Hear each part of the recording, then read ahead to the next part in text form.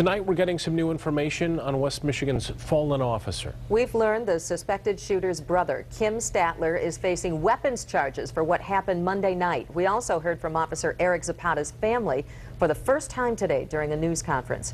And the first details about funeral arrangements are also coming out tonight. Visitation for Officer Zapata will take place at Langland Funeral Home in Kalamazoo. Those times are listed on your screen right now and at woodtv.com. Officer Zapata's funeral will be Tuesday morning at Miller Auditorium on the campus of Western Michigan University. And that's where 24-hour News 8's Mark Thompson is live following the latest developments tonight. Mark? Sue, police are still working out the details for those funeral services scheduled for here at Miller Auditorium. And as you mentioned, we also learned tonight that the deceased suspect's brother is now in jail, and his family says it is in connection with that deadly shooting Monday night. If you remember, Kalamazoo Department of Public Safety officers first responded to the Odessa neighborhood Monday night on reports of shots being fired into the air. Officer Zapata was shot and killed during the response to that call. Police say Danny Statler was some 25 feet away when he shot and killed Zapata with a long gun before killing himself. Family members tell us that 32-year-old Kim Statler is Danny's brother and was arrested sometime after the deadly shooting. We captured this video of him being taken into custody by KDPS. Kim Statler is currently booked in the Kalamazoo County Jail on one felony count of possessing a firearm. Earlier, we spoke with Statler's cousin, Mike Castle. Castle tells us that Kim's arrest was in connection to the incident Monday night, and the family hasn't had any contact with him since the arrest. Castle went on to say that Officer Zapata was known and respected in the neighborhood. He was around, the Hayes Park area.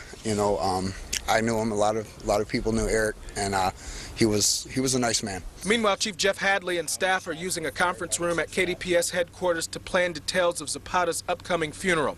Visitation will be Sunday and Monday at Langland Funeral Home in Kalamazoo, with the funeral scheduled for Tuesday here at Western's Miller Auditorium. KDPS chose Miller Auditorium as the funeral location because it seats 3,500 people, and they're expecting a large turnout from across the state and around the country.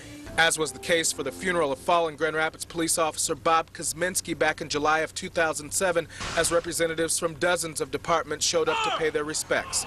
Chief Hadley has consulted with several area departments about the upcoming services. I've had phone calls from Chief Dolan, Raleigh, North Carolina, who is a former chief of Grand Rapids, who's a friend of mine. Colleagues from my previous departments reaching out saying, hey, anything that we can do, we're here for you. And Chief Hadley says that they're still working out a lot of the logistics as far as traffic and seating here inside Miller Auditorium and how the public can participate. And we'll let you know that information as soon as it comes down. We're live in Kalamazoo tonight. Mark Thompson, 24-hour News 8. Thank you, Mark. Officer Zapata's hometown of Lake Odessa is honoring him tonight. This is a picture of the sign on the way into Lake Odessa sent in by a viewer. It says, "Rest in peace, Officer Eric Zapata." According to family members, Zapata graduated from high school there back in 1994. Officer Zapata's sister delivered a message today on behalf of the family. The slain officer's 3 children stood next to their aunt during the short news conference. Our family wants to thank everyone for the prayers, generosity, and support. Eric loved being an officer, and he was proud to be a member of the Kalamazoo Public Safety, and we appreciate all their love and support. We've learned the Odessa neighborhood where Officer Zapata was killed does have a higher crime rate than any other part of Kalamazoo. While the numbers are the highest, they have gone down slightly each of the past 3 years. Neighbors say the Kalamazoo Department of Public Safety gets the credit for that.